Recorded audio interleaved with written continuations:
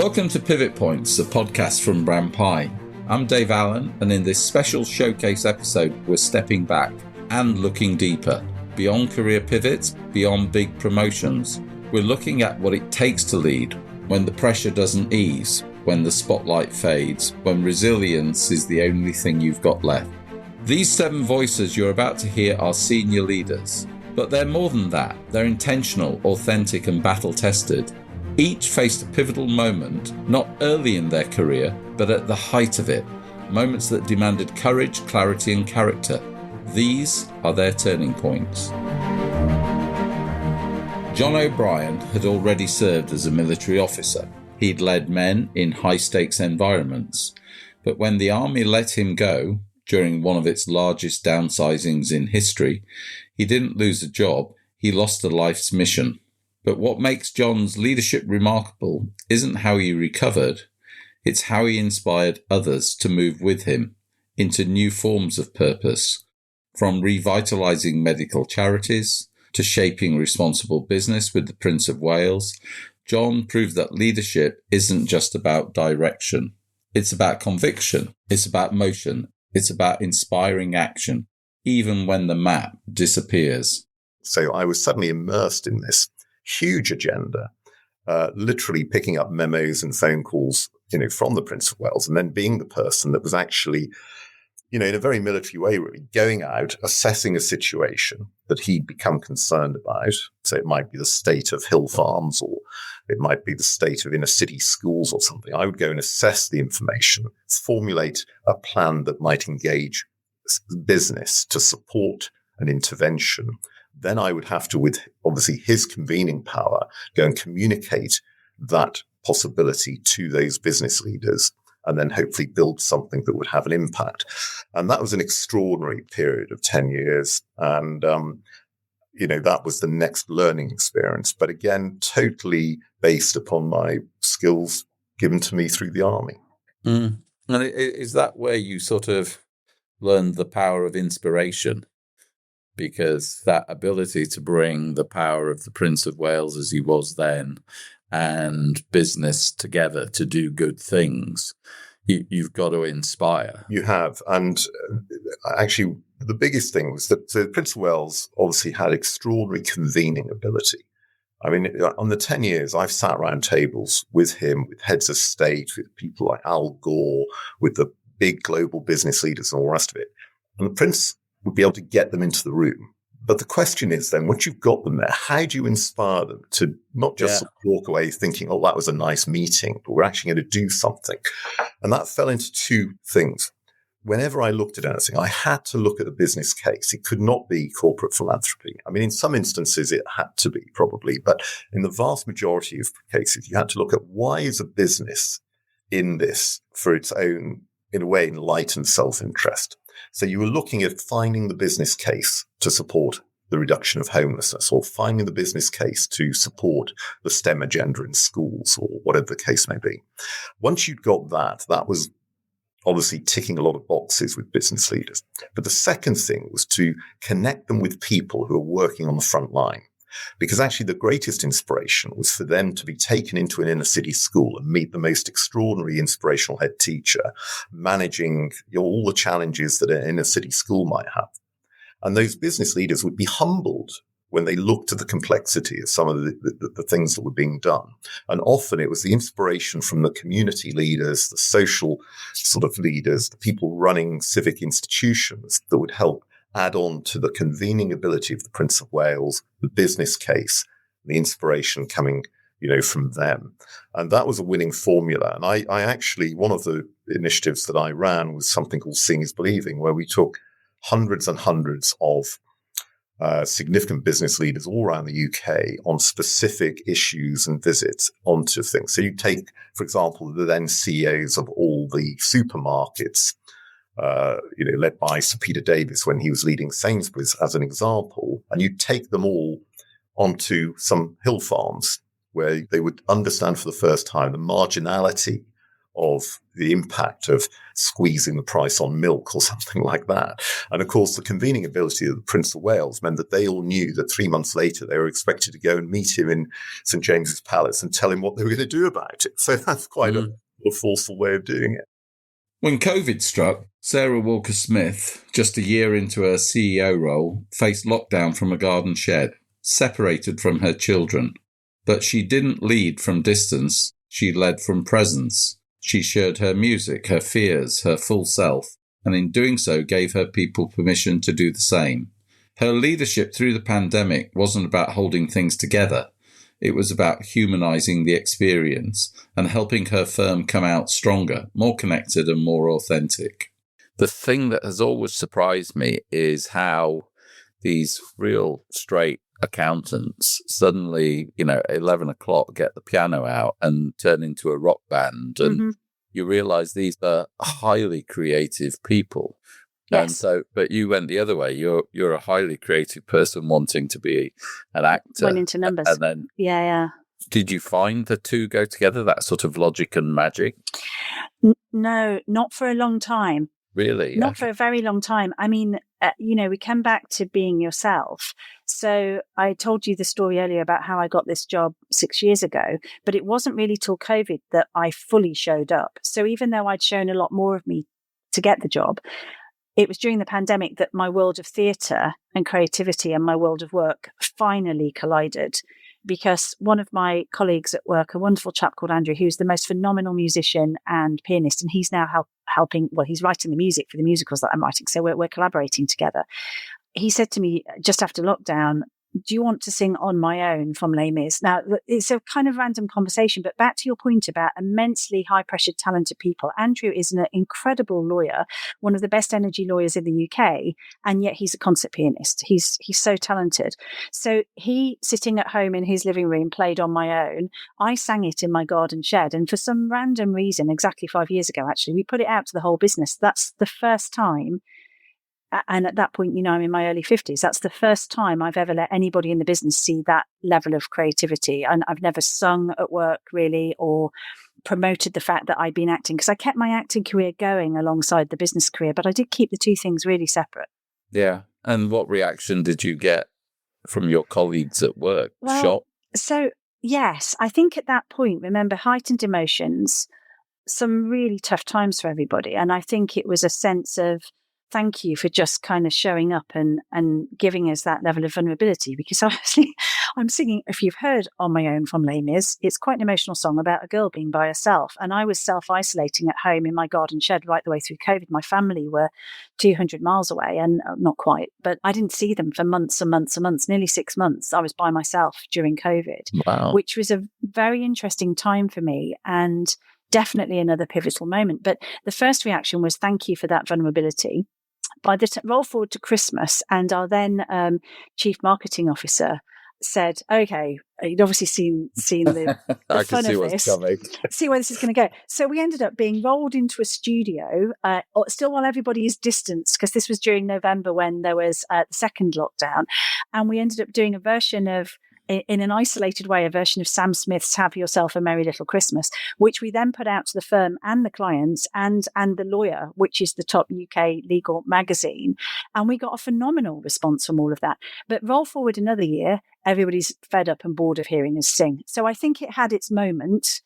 And I think to see the senior partner of a law firm playing the piano and the chief exec singing a song was definitely a novelty, but I think you can push these things too far and it gets a bit self-indulgent. So we've kind of rolled back on all of that. But during the pandemic, I think mostly the response was gratitude and a level of authenticity and vulnerability that they really liked to see, back to making leaders human again, just to see exactly who we were.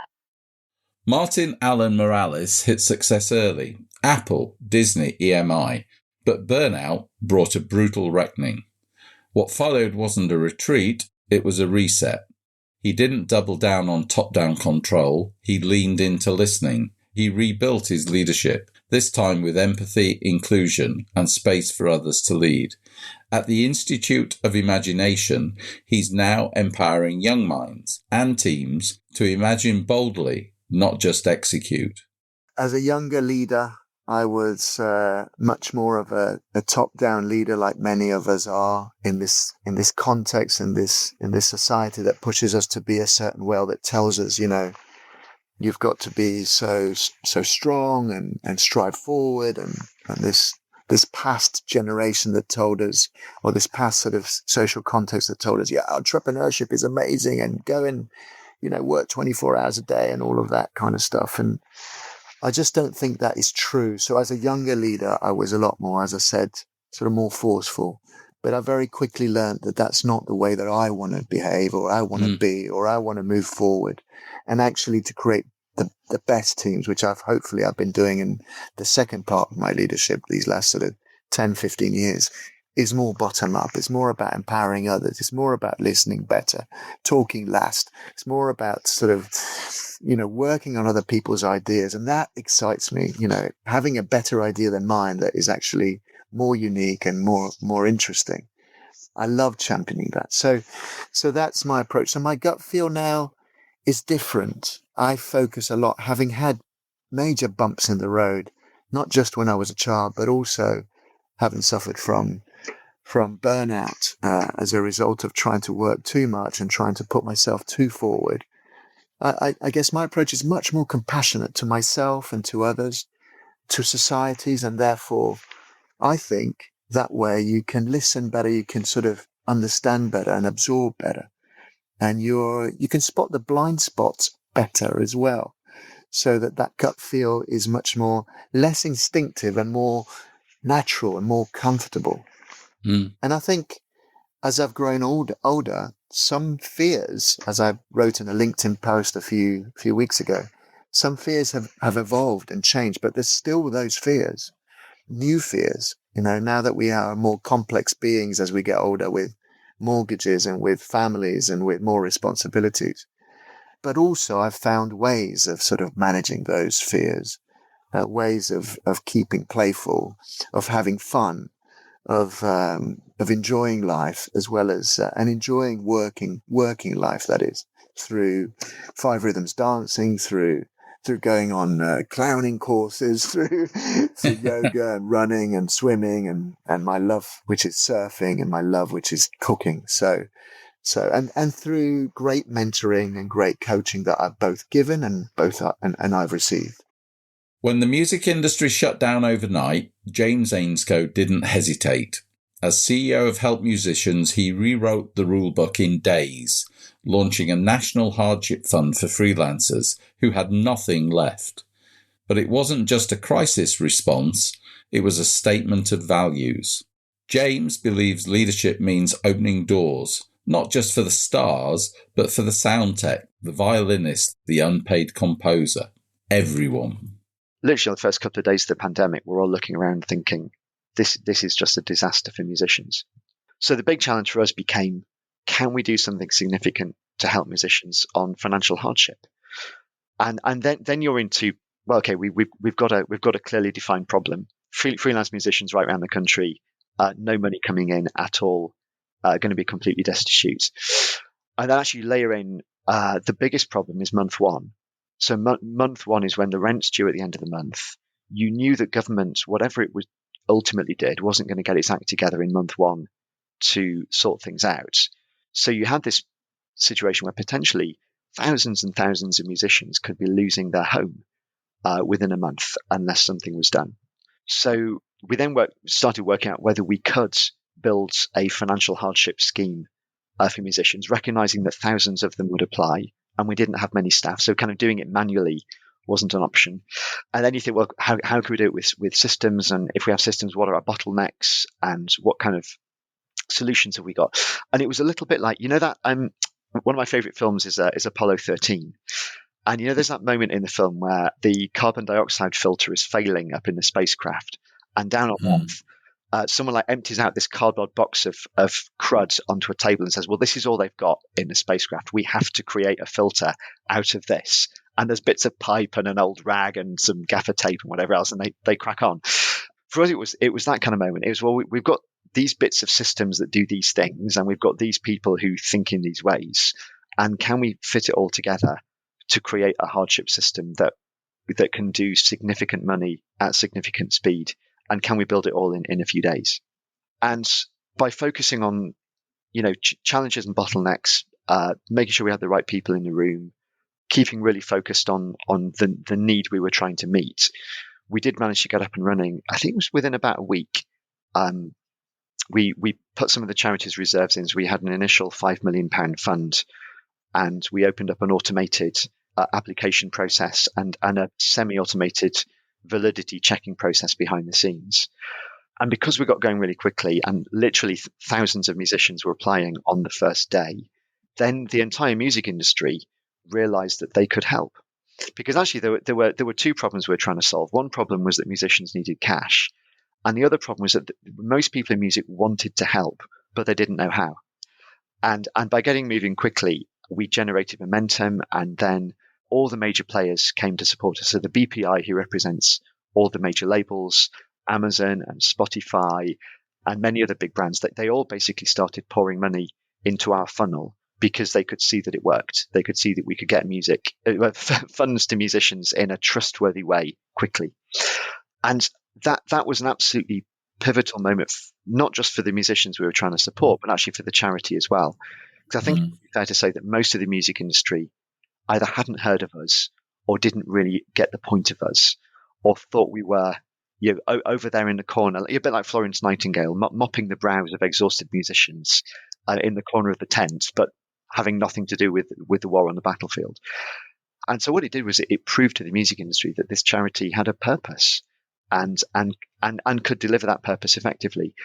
And so it left the charity permanently changed in terms of its stature in the eyes of the music industry, the level of support that it got, and therefore actually the level of support it could offer to musicians in perpetuity. And so now, it had this fledgling mental health support service in 2017. By 2022, we've been able to launch that as a separate sister charity of Help Musicians, spending millions of pounds each year supporting everybody who works in music on mental health. Got major backers like PPL and Christopher Meredith Fund, who are regularly supporting it.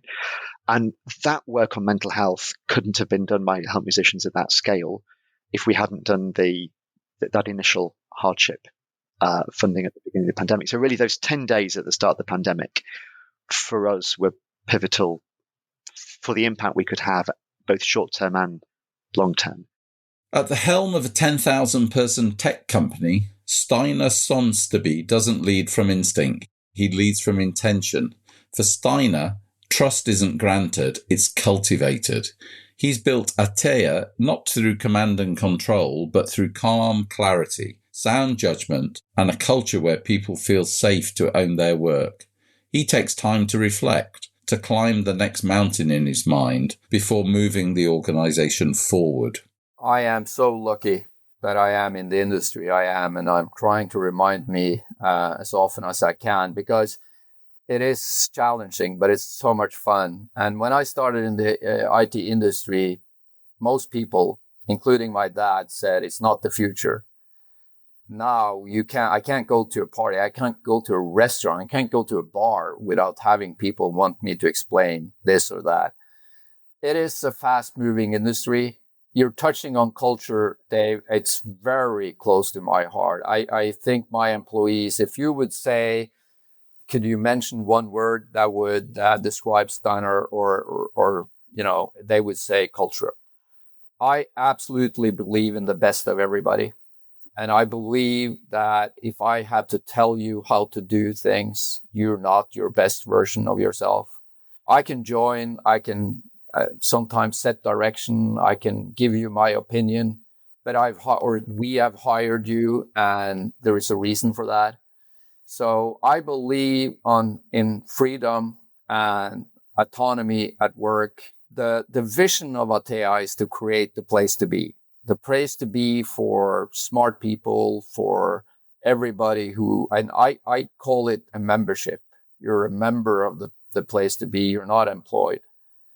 And you might at some stage have a different employer, but you are still a member of the place to be. And I even have it tattooed on the top of my heart, Dave. So I'm not going to take my shirt off here, but you really have it tattooed. I really have it tattooed on my chest, outside my heart. It's my life, Dave. Matt Wenger leads like a conductor, not a commander.